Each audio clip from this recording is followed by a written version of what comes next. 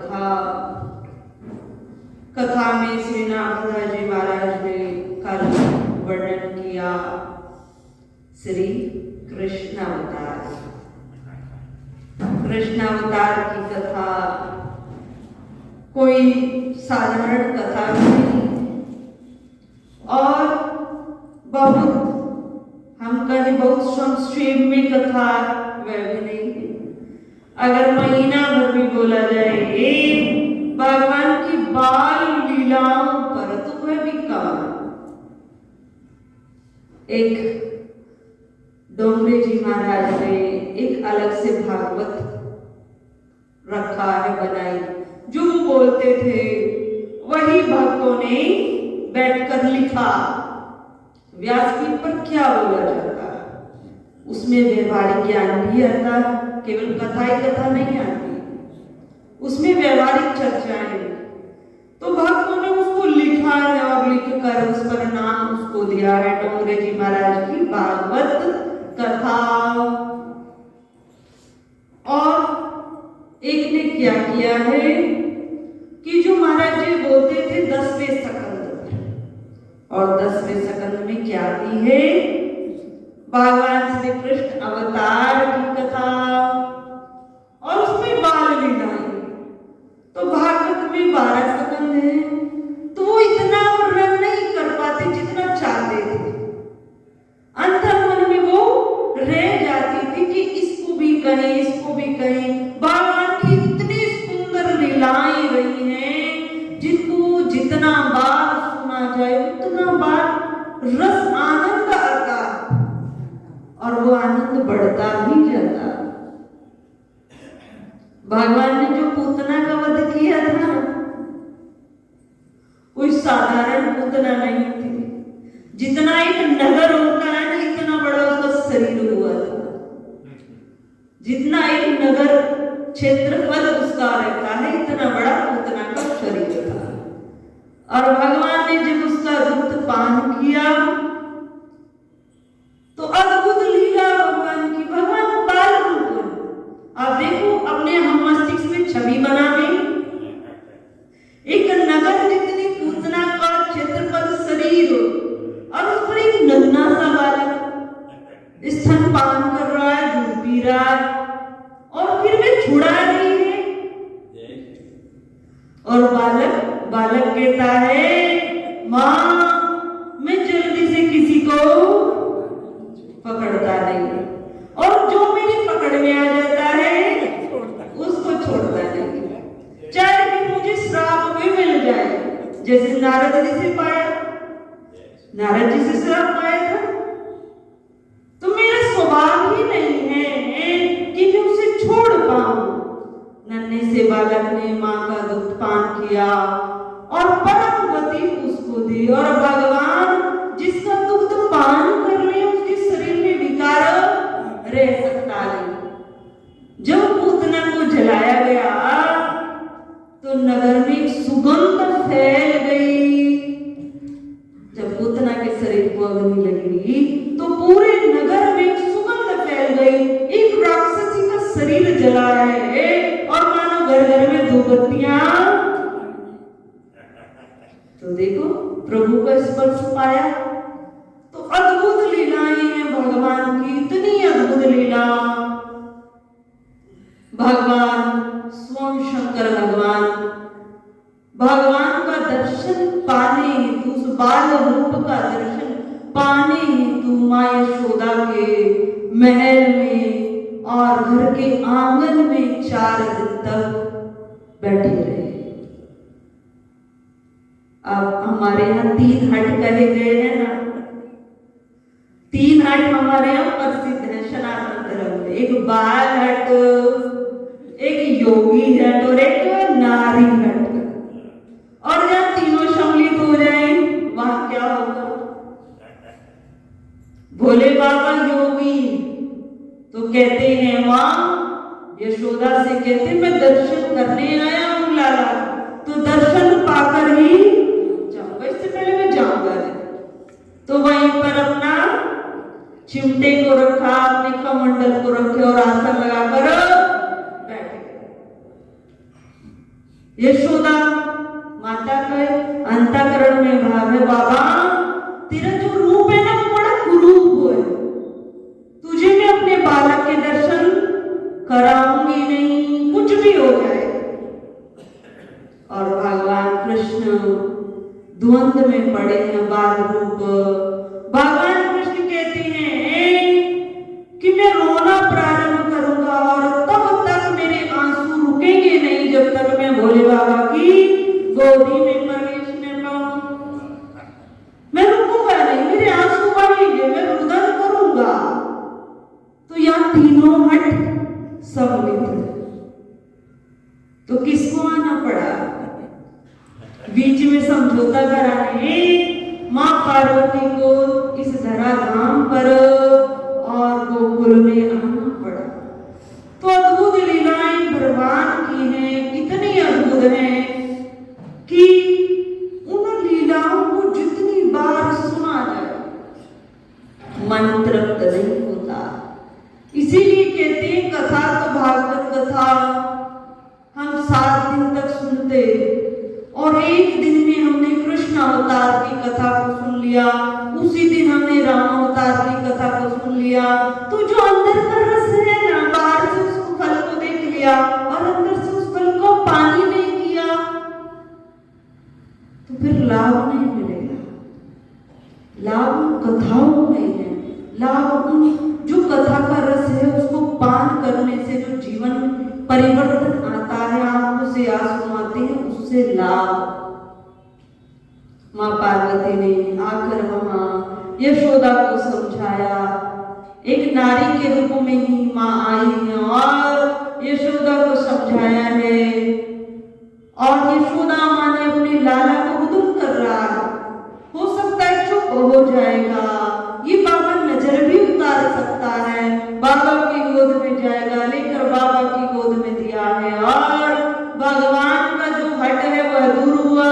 योगी बाबा का जो जिद है, जो हट है वह दूर हुई और माता की गोद से जब माँ पार्वती ने लिया और अपने हाथों से दिया तो माता का भी जो अंदर का हट योग है वो दूर हुआ और तीनों की इच्छाएं पूर्ण, तीनों की इच्छाएं पूर्ण।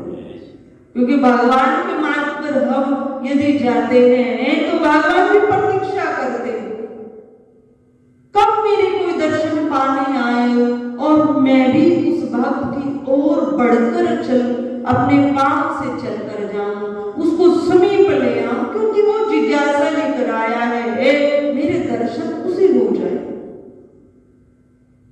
तो अद्भुत लीलाएं भगवान की, कैसे कैसे माता यशोदा ने तो वृक्षों से बांधा है, मेरा बालक कुछ समय यहीं पर रहेगा, बहुत शैतानी करता है, तरह तरह की शिकायत आती है, परंतु जो वृक्ष है ना वो तो प्रतीक्षा कर रहे हैं कब आकर प्रभु में हमसे बंध जाए, कब हमारा कल्याण हो जाए, कभी कृष्ण हमारे द्वारा रस्सों के द्वारा बांधा जाए, वो प्रतीक्षा कर रहे हैं। और भगवान को कौन बांध सकता है? जैसे ही वृक्षों के समीप आए और वृक्षों को गिराया, जो श्राप लगा हुआ था सामान्य मनुष्यों को, जो ऋषि गणों के द्वारा श्राप था, वो श्राप का मोचन हुआ और उनका उद्धार हुआ। तो इस प्रकार भगवान की लीलाएं रही हैं। कृष्ण अवतार भगवान ने धारण किया। उसके पश्चात नाभादास जी महाराज श्री बुद्ध धर्म का प्रचार करने वाले, बौद्ध धर्म के संस्थापक, प्रचारक और प्रवर्तक महात्मा गौतम बुद्ध का अवतार धारण करते। श्री नाभादास जी महाराज कहते जो बौद्ध धर्मी हैं, यदि हम उनसे वार्तालाप करें, पूछें उनकी संस्कृति के बारे में, तो वो कहते हैं कि गौतम बुद्ध महाराज हमारे इष्ट हैं और गौतम बुद्ध का जो जन्म है वह हमारे ही संस्कृति संस्कृति के जो महाराज हुए हैं, चक्रवर्ती महाराज सम्राट कहे गए हैं सुद्धोधन, उन्हीं के वे पुत्र माने गए। परंतु जो पुराण में है, जो यहाँ नागादास जी महाराज कह रहे हैं, जो हम चर्चा कर रहे हैं, वो इससे थोड़ी विपरीत है। महात्मा बुद्ध का अवतार गया जी के समीप क्रिकट नामक स्थान पर हुआ था और उनके पिता का नाम अंजन था। ऐसा बौद्ध धर्म के प्रवर्तक गौतम बुद्ध का परिचय पुराणों में आया और श्री गौतम बुद्ध अवतार में भगवान ने जीवों के प्रति दया भाव प्रकट किया कि सभी प्राणियों में वही आत्मा है, एक छोटे से जीव में भी वही आत्मा है और एक बड़ा शरीर धारण करने वाले हाथी में भी वही आत्मा है। तो हम सबका भाव उसके प्रति कैसा रहना चाहिए? दया भाव रहना चाहिए। और उन्होंने सबसे ज्यादा यदि किसी चीज पर अपने जीवन में फोकस किया, जीवों पर दया प्रकट करते हुए उनकी मनोवृत्ति को तमोगुणी भाव को बदलकर शुद्ध सतोगुणी बना देना, उनका जो सर्वाधिक किसी चीज पर ध्यान केंद्रित रहा तो वो रहा अहिंसा परमो धर्मा। अहिंसा परमो धर्मा, परंतु ये आधा श्लोक, इसके आगे का श्लोक हम बोलते ही नहीं, ना हम उसका कभी व्याख्या कर उसको समझने का प्रयत्न करते। उसके आगे का श्लोक है धर्म हिंसा तथैव च।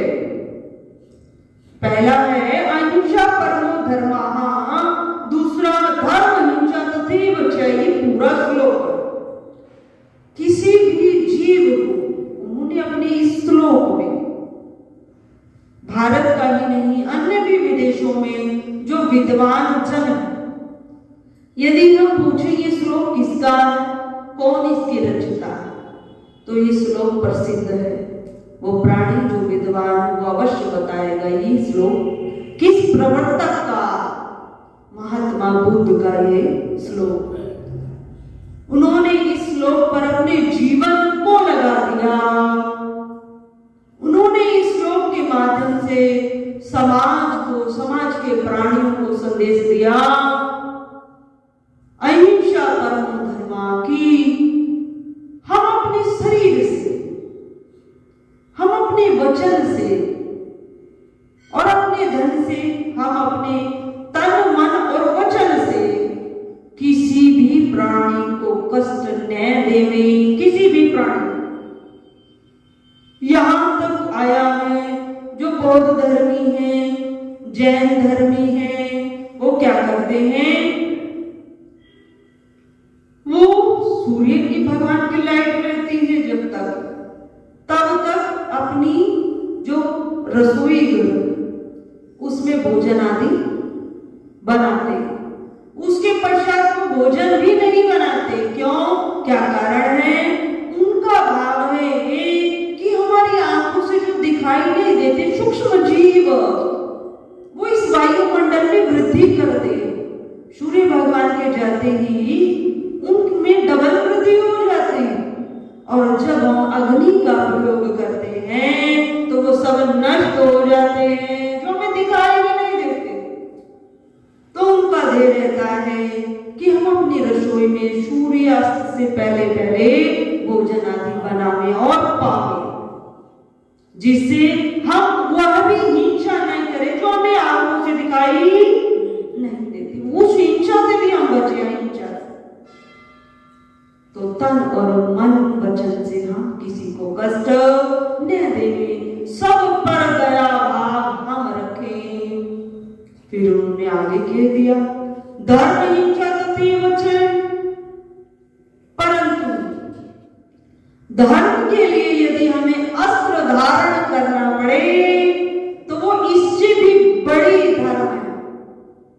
यदि धर्म की रक्षा के लिए, धर्म अर्थात जिस देश में हम रहते हैं, जिस समाज में हम रहते हैं, यदि उसकी रक्षा के लिए हमें हिंसा करनी पड़े तो वह अहिंसा से भी बड़ा धर्म। क्यों ऐसा क्यों कहा? क्योंकि जब हम धर्म के लिए या समाज के लिए संघर्ष करते हैं, बुराइयों को नष्ट करने के लिए, तो उसमें हमारा निजी स्वार्थ नहीं रहता, उसमें हित रहता है देश का, उसमें हित रहता है समाज का, उसमें हित रहता है जीव मात्र का। अगर हम इस प्रकार की हिंसा नहीं अपनाएंगे तो आज क्या है? 26 जनवरी। आज क्या है? संविधान आज के दिन हमारे देश में लागू हुआ था। संविधान क्या है? जो कानून की बुक है, जो कानून की बुक हम है ना, जिसमें दंड प्रावधान है, किसका क्या अधिकार है, वो बना तो दी थी। उसके रचयिता कौन थे? उसके रचयिता थे डॉक्टर भीमराव अंबेडकर। देखते हैं ना कोर्ट में जो स्मारक चिन्ह बना होता है, किसका बना होता है? वो भीमराव अंबेडकर का बना होता है। दलितों के मसीहा कहे गए। तो उन्होंने बुक्स लिखी कि अब लोकतांत्रिक व्यवस्था है, हमारे यहाँ लोकतांत्रिक सरकार है, अर्थात हम सबके द्वारा चुनी गई सरकार है। तो संविधान की बुक्स भी बनाई और उस संविधान को लागू कब किया? 26 जनवरी 1950 को उसको पूर्ण रूप से घोषित किया कि अब से इसी प्रकार का दंड प्रावधान, इसी प्रकार के जो नियम इस बुक्स में हैं, वो अब लागू हो जाएंगे। उसी प्रकार की कानून व्यवस्था रहेगी, उसी प्रकार का संविधान रहेगा, उसी प्रकार से सरकार चलेगी। तो आज से उस बुक्स का उद्घाटन करते हुए उसके नियमों को समाज में वितरित कर दिया। अब इसके हिसाब से हमें अपना जीवन यापन करना पड़ेगा। तो यदि हम चर्चा चल रही है धर्म हिंसा तथैव च, यदि धर्म के लिए हिंसा नहीं करेंगे तो फिर आज हमारा जीवन भी संभव नहीं।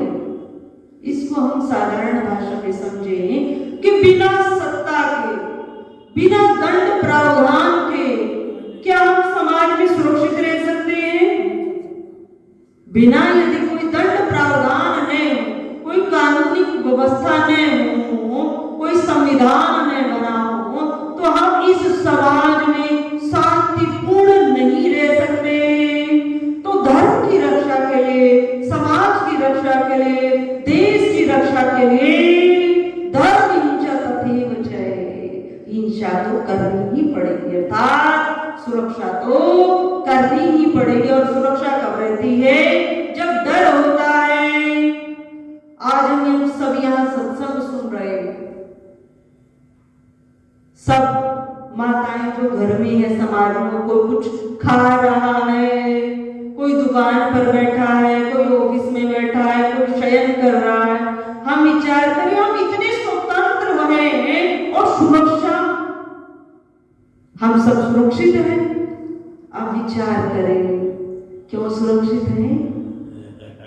क्यों सुरक्षित हैं? हमारे जो बॉर्डर पर सैनिक हैं वो क्या कर रहे हैं? वो जाग रहे हैं, रात्रि में भी जागते हैं, अलग अलग टीम बनी है और जागते ही नहीं है। सामने से कौन आ रहा है? मशीनों के द्वारा आहट को सुन रहे हैं। परली साइड से कोई आ तो नहीं रहा, उस आहट को भी सुन रहे हैं। तब हम सब अपने घरों में सुरक्षित बैठे हैं। कोई शयन कर रहा है, कोई भजन कर रहा है, कोई सत्संग सुन रहा है, तब हम सब सुरक्षित बैठे। उनके हाथों में क्या है? गन है, कोई कैमरा देख रहा है तब हम सुरक्षित हैं। तो कहने का भाव हिंसा के बिना, दंड प्रावधान के बिना हम सबका जीवन सुरक्षित नहीं है और संभव भी नहीं। तो यहाँ पर महात्मा बुद्ध ने कहा है कि जहां हमारा निजी स्वार्थ न हो वहां पर यदि हिंसा की जाए तो वो अहिंसा से भी बड़ी है, पर उसमें हमारा स्वार्थ नहीं होना चाहिए। इस प्रकार महात्मा बुद्ध का संपूर्ण जीवन दया में रहा। बहुत ऐसे राक्षस प्रवृत्ति के मनुष्यों से महात्मा बुद्ध का मिलन हुआ और अपनी ओज की शक्ति के द्वारा महात्मा बुद्ध ने उनके हृदय को परिवर्तित कर दिया, क्योंकि उनका अवतार ही दया भाव लेकर और इस सृष्टि में हुआ था कि दया से ही, प्रेम से ही, करुणा से ही मनुष्यों का हृदय परिवर्तित कर उन्हें शुद्ध सात्विक बनाया गया, जिससे वे किसी के कष्ट के हेतु न बने। और दूसरी चर्चा कथा आती है महात्मा बुद्ध की कि महात्मा बुद्ध कोई भगवान भी नहीं थे, ऐसा भी आया। बाद में उनका व्यवहार, उनके संस्कार, उनके ग्रंथों ने उन्हें परमात्मा बना दिया। बोध अनुयायी बहुत है और बहुत कठोर नियमों का पालन भी करते हैं। उनके स्वभाव ने उनको परमात्मा बना दिया। किस प्रकार का स्वभाव कि महात्मा बुद्ध का जन्म चक्रवर्ती राजा सम्राट के यहाँ सुद्धोधन नामक राजा के यहाँ पर हुआ और राजा स्वयं भी सामान्य नहीं थे। वे भी बहुत प्रजा पालक धर्मात्मा थे। केवल धर्म को एक संज्ञा लेकर परिभाषित नहीं किया गया कि हम बहुत भजनानंदी बन जाएं तब हमें कोई गए बहुत सात्विक मनुष्य नहीं। हमारी समस्त क्रियाएं ऐसी बन जाएं कि भजन के साथ साथ परोपकार भी हो, दया भाव भी हो। हम किसी को कष्ट नहीं दे सकते तो, किसी को सुख नहीं दे सकते तो दुख का हेतु हम न बने। उन सबको भक्ति में सम्मिलित किया गया है, सात्विकता में सम्मिलित किया गया। तो सुद्धोधन ज्यादा माला नहीं जपते थे, परंतु परोपकारी राजा थे। जनता का जो पालन पोषण करते थे वे अपने पुत्र के समान ही करते थे। एक ही संतान प्राप्त हुई जिसका नाम बचपन में सिद्धार्थ था। जब बालक का जन्म हुआ पिता अति प्रसन्न है और पुरोहितों को बुलाकर पूछवाया कि मेरे बालक का नाम भी बताओ और कुछ स्वभाव भी बताओ कि कैसा रहेगा। सबको जिज्ञासा रहती है कि बालक की कुछ संस्कार ज्ञात हो जाए। तो जब पुरोहितों ने महात्मा बुद्ध की जन्म कुंडली को देखा तो जन्म कुंडली को देखकर विचार करते हुए कहा, राजन आपके पुत्र के व्यवहार में दो मार्ग दिखाई देते हैं। दो में एक मार्ग ज्यादा प्रभावशाली है। तो राजा ने पूछा जो प्रभावशाली है उसी को बताइए क्या था। पुरोहितों ने कहा, राजन आपका पुत्र बहुत बड़ा धर्मात्मा और वैरागी रहेगा, जीवों पर अति दया करने वाला होगा और इसकी प्रसिद्धि चारों लोगों में फैलेगी। ये इतना दयावान होगा, इतना यशस्वी ये होगा।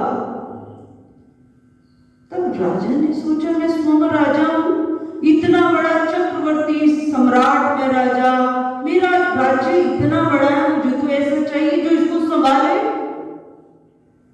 दूसरा क्या? दूसरा कहा कि ये संस्कार इसके अंदर घर में रहकर, महलों में रहकर नहीं आएंगे, ये वैराग्य को प्राप्त हो। आप इसको कभी भी किसी दीन दुखी व्यक्ति के दर्शन न कराना। कोई दुखी व्यक्ति हो उससे इस बालक को दूर रखना।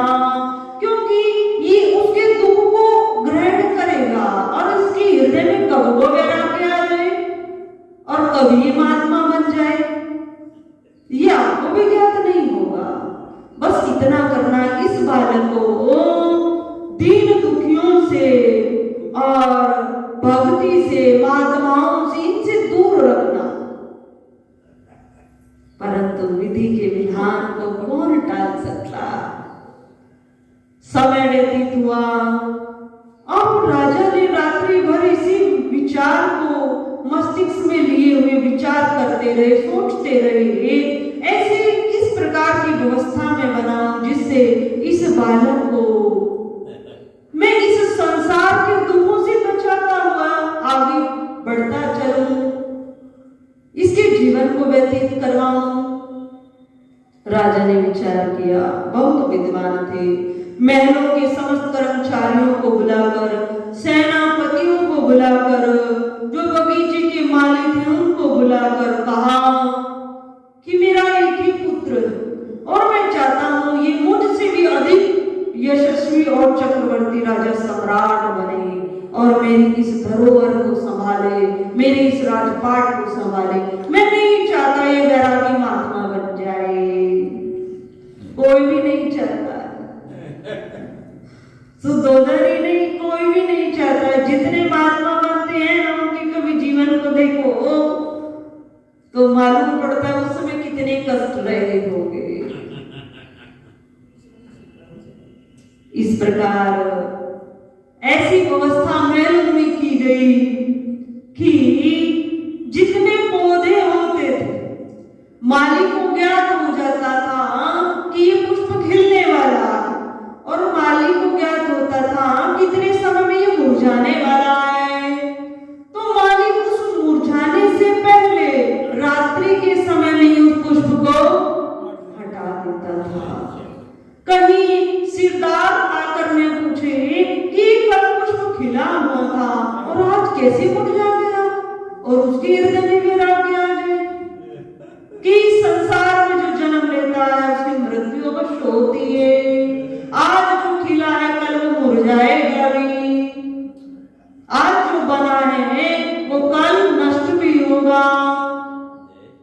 तो इस प्रकार महलों में इस प्रकार की व्यवस्था, कोई रुदन करता हुआ व्यक्ति न मिल जाए, कोई रोगी व्यक्ति न मिल जाए, कोई इस प्रकार का व्यक्ति जो अति धार्मिक हो वह न समीप सिद्धार्थ किया जाए, व्यवस्था बनाई गई। और धीरे धीरे धीरे धीरे सिद्धार्थ की आयु भी बढ़ने लगी। अब राजा सोचते हैं कब 20 या 22 वर्ष का और विवाह करा दिया जाए, विवाह हो जाएगा, फिर तुम आत्मा बनेगा ही नहीं, फिर तो ग्रस्त जीवन में रहेगा।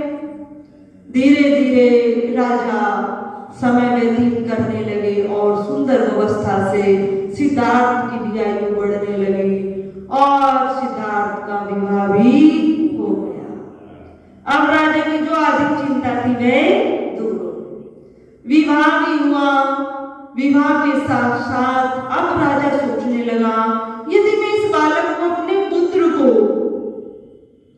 एक ही स्थान पर केवल महलों में ही रखता हूं और इतनी बंदिशों के बीच रखता हूं, तो इस समाज को भी जान नहीं पाएगा और एक सुंदर राजा, एक व्यवस्थित राजा, एक सामाजिक राजा भी नहीं बन पाएगा। मुझे थोड़ी सी छूट देनी चाहिए। विवाह क्योंकि हो गया, अब निश्चिंत हुए राजा और समय अनुसार एक दिन सिद्धार्थ ने कहा, पिताजी मेरी बाहर घूमने की इच्छा। पिताजी से आज्ञा ली और पिताजी ने कहा ठीक है। रथ तैयार कराया, रथ चलाने वाले रथी को साथ लिया, रथ पर सवार होकर सिद्धार्थ आज पहली बार, जब विवाह हो गया, आज पहली बार महल से बाहर जा रहे हैं, अपने उस नगर से बाहर जा रहे, नगर से बाहर आए, रथ पर बैठे, रथ चल रहा, चलते चलते रथ। अब सिद्धार्थ ने एक दृश्य को देखा, दृश्य देखा कि एक व्यक्ति दिखाई दिया जिसका थोड़ा खूब निकला है, कमर टेढ़ी हुई है, हाथ में डंडा है और डंडे के सहारे धीरे धीरे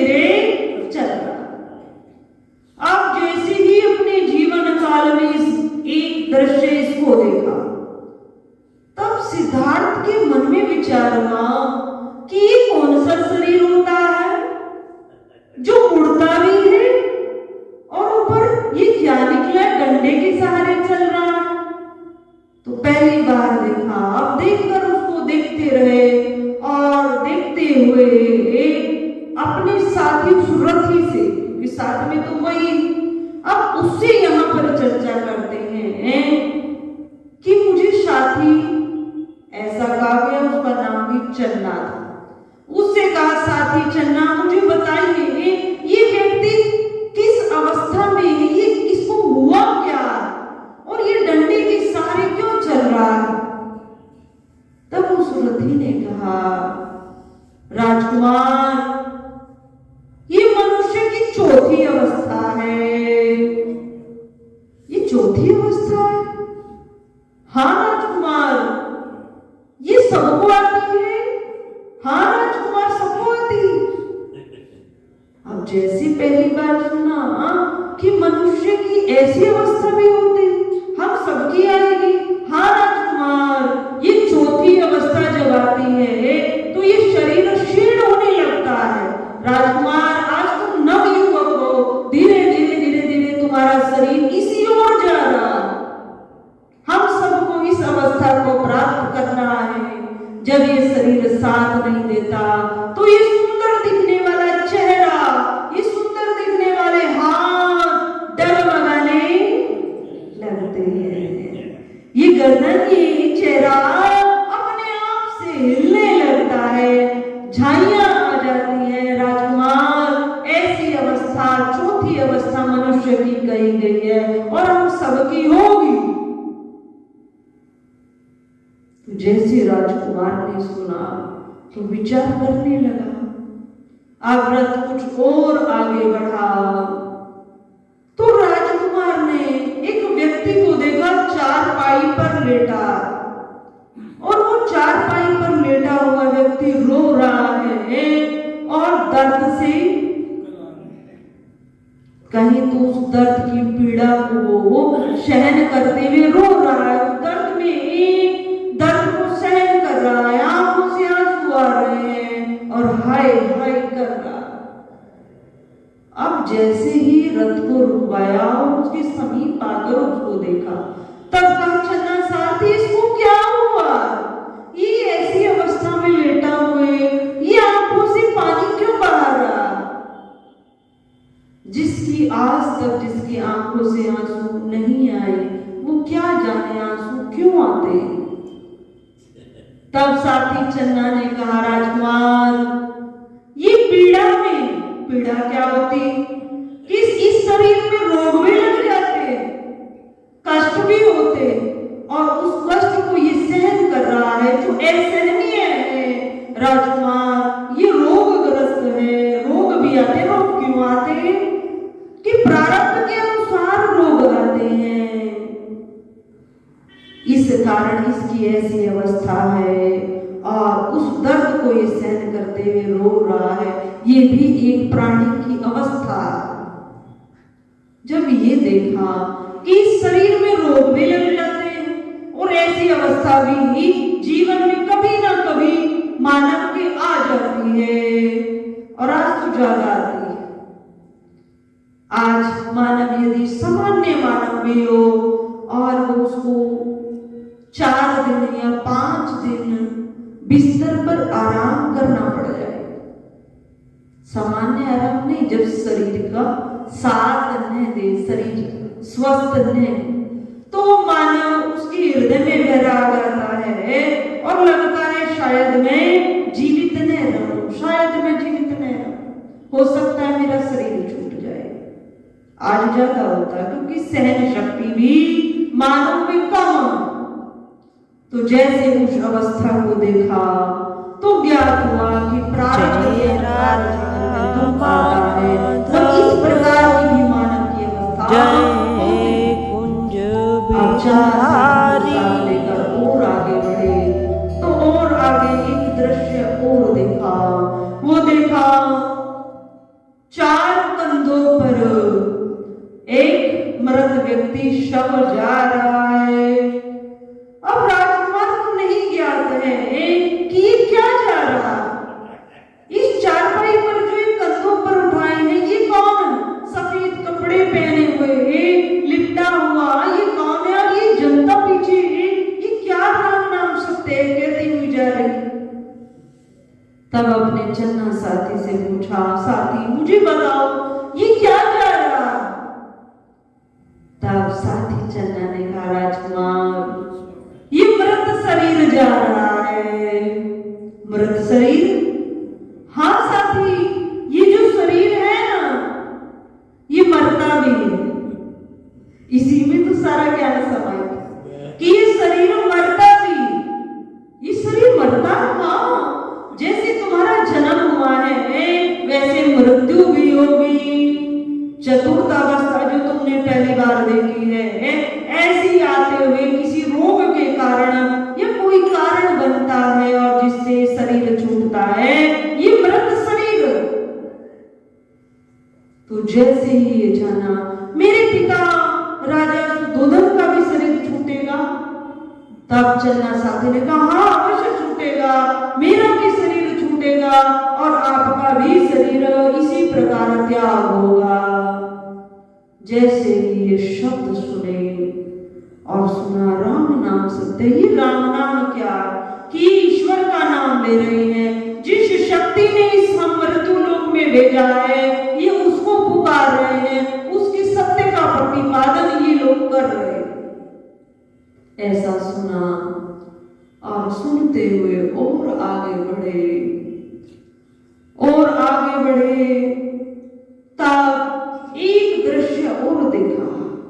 कई कई ग्रंथों में ये 3 घटनाएं ही आई, पर चौथी घटना ऐसी सुनी है संतों महात्माओं से, गुरुजनों से, कि चौथी घटना में सिद्धार्थ ने पाया कि एक महात्मा बैठा शांतिपूर्ण। सबसे अच्छी जो अवस्था पाई तो इस मानव की पाई, शांतिपूर्ण तरीके से एक जगह शांति में वृक्षों की छाया में बैठा और अपने में आनंदित है। अब जब 3 घटना को देखा तो चौथी घटना बड़ी विचित्र लगी, और विचित्र लगी तो पूछा साथी चन्ना से, साथी चन्ना मुझे बता, ये व्यक्ति क्यों यहाँ ऐसे बैठा? यहाँ तो कोई महल नहीं, ये आंखें बंद किए हुए किसका ध्यान कर रहा? तब साथी चन्ना ने बताया, राजकुमार ये साधु है, ये महात्मा है, और ये अपने इष्ट जिसने इसे इस मृत्यु लोक में भेजा, इस संसार में भेजा, ये उसका ध्यान कर रहा है, उसको धन्यवाद दे रहा है, शांतिपूर्ण तरीके से बैठा है। ये साधु है। साधु क्या होता है? कि साधु होता है इसने अपने घर बार का त्याग किया है, क्योंकि इस संसार में मोह है, ममता है, आसक्ति है, सब कुछ है, इसने उन सब का त्याग किया है और ये शांतिपूर्ण तरीके से यहाँ बैठकर अपने उस भजन में अपनी मनोवृत्ति को लगाए, अपने इष्ट उस परमात्मा को याद कर रहा है। तो ये दृश्य राजकुमार ने देखा। पहली 4 घटनाओं से हृदय में वैराग्य जाग गया और इस चौथी घटना से उस परमात्मा को याद करने की जिज्ञासा, उसको धन्यवाद देने की जिज्ञासा जागृत हो गई और एक साधु के दर्शन हो गए। अब साथी चन्ना से कहा, रथ को वापस मोड़ लीजिए, अब मेरी कैपेसिटी नहीं है, मैं नगर में आगे भ्रमण करके आओ, क्योंकि हृदय में विचार चल रहे हैं, वैराग्य जागृत है। रथ को वहीं से वापस मुड़वाकर और सीधे महल में आए, किसी से नहीं मिले।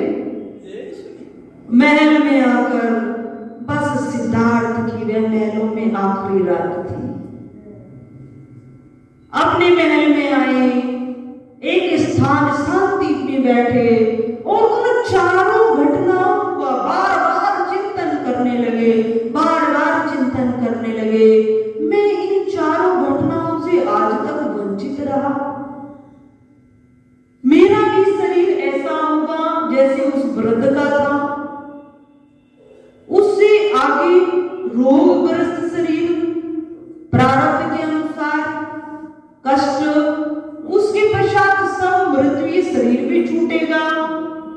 तो इस प्रकार इन घटनाओं का चिंतन करते रहे, करते करते जीवन में वैराग्य आया। फिर इस संसार में हम लेने क्या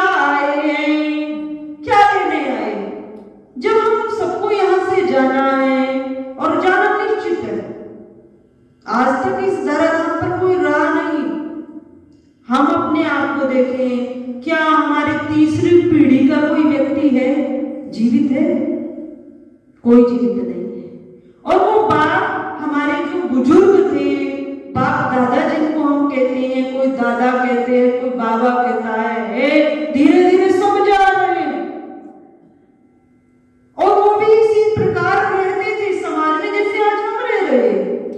वो भी मुक्ति साधन करते थे, वो भी उसी स्थान पर रहते थे, समाज में रहते थे। तो सबसे बड़ा वैराग्य का और दूसरा साधन क्या हो सकता है?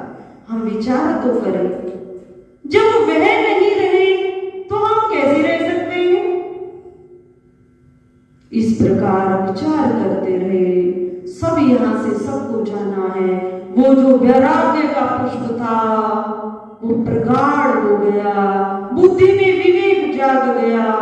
और आज अंधेरी रात में सिद्धार्थ ने महलों का त्याग किया, केवल चप्पलों को धारण किया, कोई वस्तु महलों से नहीं ली और चुपचाप से महलों से बाहर आए। और उसके पश्चात नगर का त्याग किया। नगर के पश्चात घनघोर जंगल में आए। वह महात्मा जो भजन कर रहा था, जो अपनी चित्त वृत्ति को ईश्वर से लगाया था, उसके दर्शन पाया, उसके जीवन में असीम शांति थी। उसी प्रकार का जीवन बन गया और इतना यशस्वी जीवन, इतनी ओज शक्ति कि जंगलों में घनघोर अंधेरा रहता था, पर जहां महात्मा बुद्ध बैठ जाते थे, क्योंकि भगवान के ही अवतार थे, उस जंगल में जो जीव जंतु भी थे ना, वे भी लड़ाई त्याग कर देते थे। उनमें भी जो अहिंसा थी, वहां भी हिंसा वृत्ति नहीं होती थी। वो सब भी हिंसा को अपनाते थे, अहिंसा का त्याग कर देते थे। प्रत्येक प्रकृति के रोम रोम में प्रेम हो जाता था जहां सिद्धार्थ बैठते थे। और सिद्धार्थ का नाम तो बचपन का नाम रहा। जब वो महात्मा बने, जब पिता का त्याग हुआ, तो पिता से मिले हुए नाम का भी त्याग होता। उसके पश्चात उनका नाम महात्मा गौतम बुद्ध रखा गया। गौतम बुद्ध के नाम से विख्यात हुए और बहुत उनके अनुयायी हैं जो उनका भजन करते हैं, उनके अनुसार बताए हुए मार्ग का अनुसरण करते। अब देखिए, हम सब गौतम बुद्ध के जीवन में 4 घटनाओं से वैराग्य उदित हो गया और हम सब नित्य प्रति ऐसी क्रियाओं को देखते, नित्य प्रति देखते। हमारे सामने सब जा रहा। कई लोग तो आकर घर में सबसे पहले स्नान करते हैं, अरे राम राम आज मार्ग में शव को देख लिया। भैया क्यों घृणा करते हो? उसी प्रकार हमें भी जाना, हमें भी तो उसी प्रकार जाना है। और कोई गारंटी नहीं है कि हम इतने वर्ष तक रहेंगे, इतने समय तक अब परमानेंट हम यहाँ है नहीं, कोई गारंटी नहीं। एक श्वास लिया है, वो वापस भी छोड़ेंगे, इसकी भी गारंटी नहीं। अभी आपको एक सत्य घटना चल रही है, चर्चा तो बता देते। 22 जनवरी भगवान श्री राम जी की प्राण प्रतिष्ठा अयोध्या में। भगवान जी अयोध्या धाम तो भगवान राम जी का पहले से था, पर इतना हर्ष उल्लास क्यों हुआ? विचार करें क्यों? क्योंकि वहां पर 500 साल पहले, 505 साल पहले वहां पर मंदिर ही था। उस मंदिर को तोड़ दिया गया था। क्यों? क्योंकि उस समय जो शासन था तो उसको तोड़कर वहां पर, क्यों? क्योंकि हिंदुओं को जो शक्ति मिलती है ना, वो उनके धार्मिक स्थानों से मिलती है, उनकी संस्कृति से मिलती है, उनके संस्कारों से मिलती है, तो उन्हीं को तोड़ दिया गया। तोड़कर वहां पर मस्जिद को बनाया।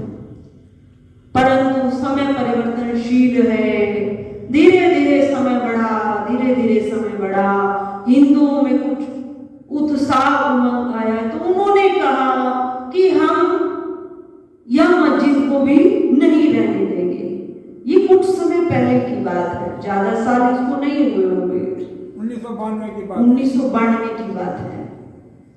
तो वहां पर जो धर्मात्मा थे हमारे स्वामी जी गुरुदेव भी उसमें शामिल थे, जो राम को अपना इष्ट मानते थे कि राम जी की भूमि जहां उन्होंने जन्म लिया वहां पर ही उनका मंदिर नहीं।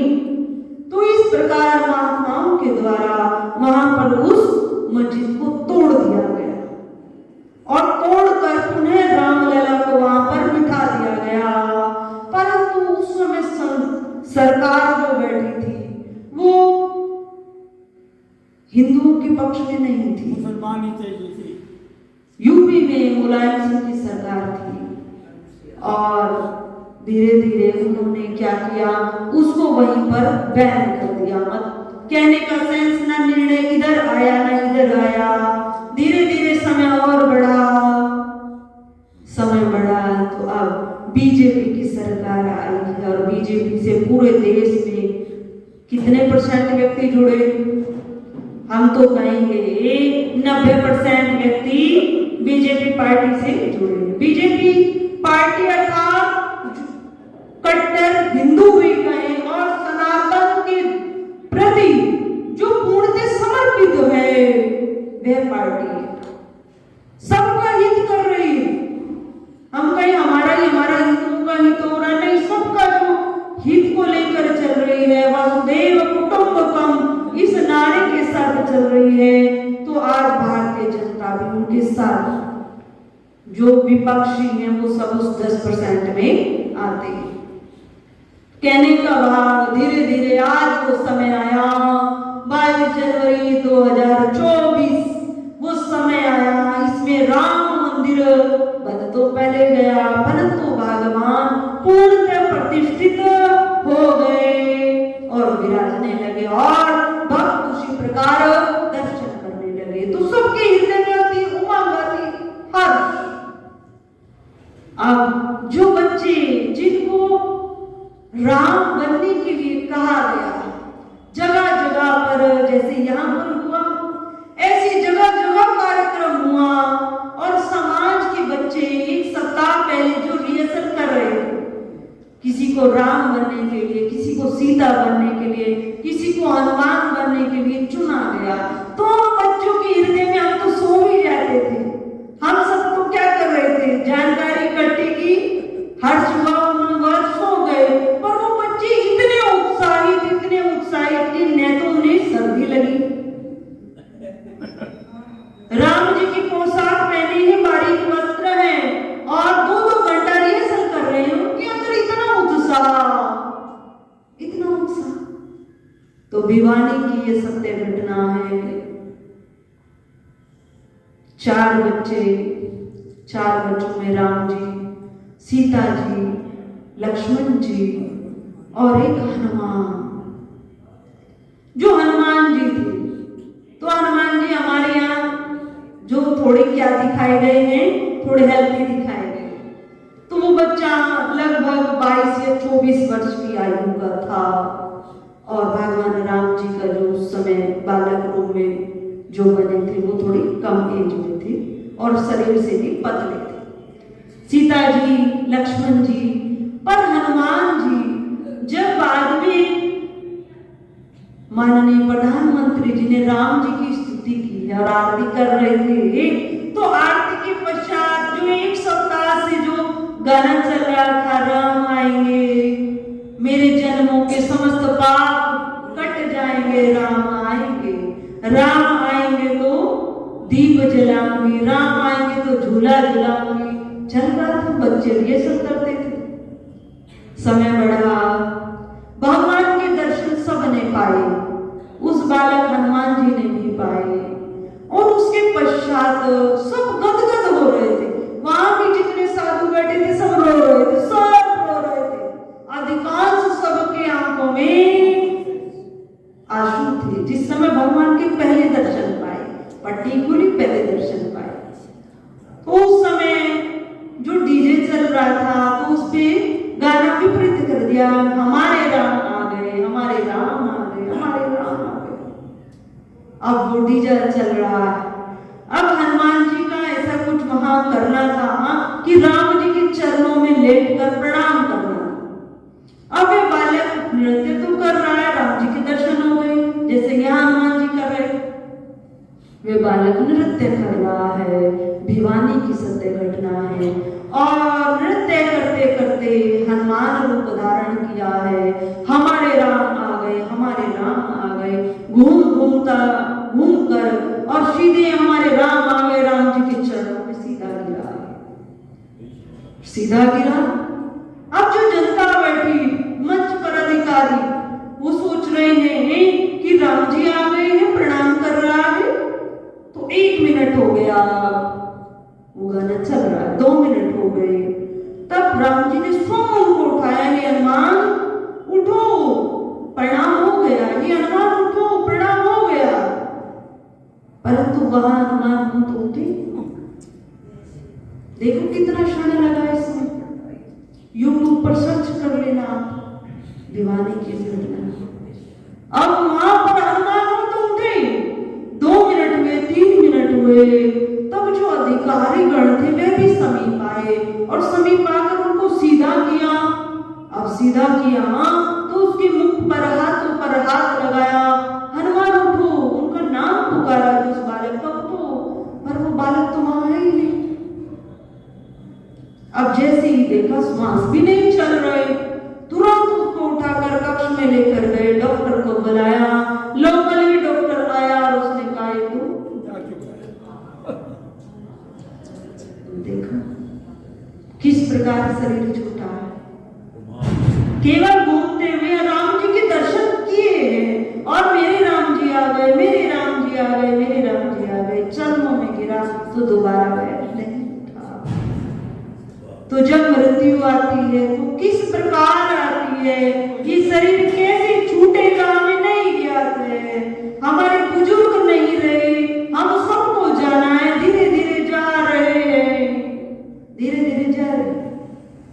तो इन घटनाओं को भी यदि देखकर सुनकर हमारे हृदय में वैराग्य नहीं होता तो हमारा हृदय पाषाण है, पाषाण पत्थर है। तो कहने का अभिप्राय, हम अपने जीवन में, संसार में इस प्रकार की घटनाओं को देखते हैं, सुनते हैं, पर हम उन्हें अपनी कानों का विषय बना लेते, कानों का विषय, उन्हें विचार और चिंतन का विषय हम नहीं बनाते हैं। जब तक हम उन घटनाओं का बार बार चिंतन नहीं करेंगे, मनन नहीं करेंगे, तो वैराग्य भी जागृत नहीं होगा। गौतम बुद्ध ने जाकर इन घटनाओं पर विचार किया, चिंतन किया और अपने जीवन को तुरंत उसी अनुरूप बना दिया। परंतु व्यासपीठ आप सबको नहीं कहता है कि आप गृह त्याग करो, नहीं कहता है माताओं घर में रहिए, परिवार के कर्तव्यों को करती रहिए, पर अपनी चित्त वृत्ति को भगवान में जोड़ दीजिए, भगवान से लगा दीजिए। भगवान उद्धव के घर पहुंचे हैं तो उद्धव की अर्धांगिनी ने क्या किया है, अपने वस्त्रों का भी भान नहीं रहा, भगवान को छिलका पवाया है। क्यों? क्योंकि जो उद्धव की पत्नी है विदुराई, उसका हृदय भगवान से लगा है और एक जन्म का नहीं कई जन्मों का भाव है। कब मैं कृष्ण के साक्षात दर्शन पाऊं, कब मैं कृष्ण के साक्षात दर्शन पाऊं। तो विदुराई ने घर का त्याग नहीं किया, पति की सेवा करते हुए भगवान के दर्शन पाए। तो आप सब अपने कर्तव्य को करते हुए अपनी चित्त वृत्ति को भगवान में लगाएं, भगवान की लीलाओं से हमारा हृदय भरा हो। कोई समाज का व्यक्ति हमारे पास बैठ जाए तो वो यही कहे, हमारी इस सत्संग की सार्थकता कब है। देखो हम तो आपके आसपास रहते नहीं कि हम बता सके कि अमुक माता इतने दिन से भजन सुनती थी, अमुक भाई इतने दिन से सत्संग सुनता था, तो कुछ जीवन में परिवर्तन हुआ या नहीं। हम इतने समीप नहीं रहते, परंतु हम स्वयं अपना निरीक्षण करें कि जो भी समाज का व्यक्ति यदि हमारे पास बैठ जाए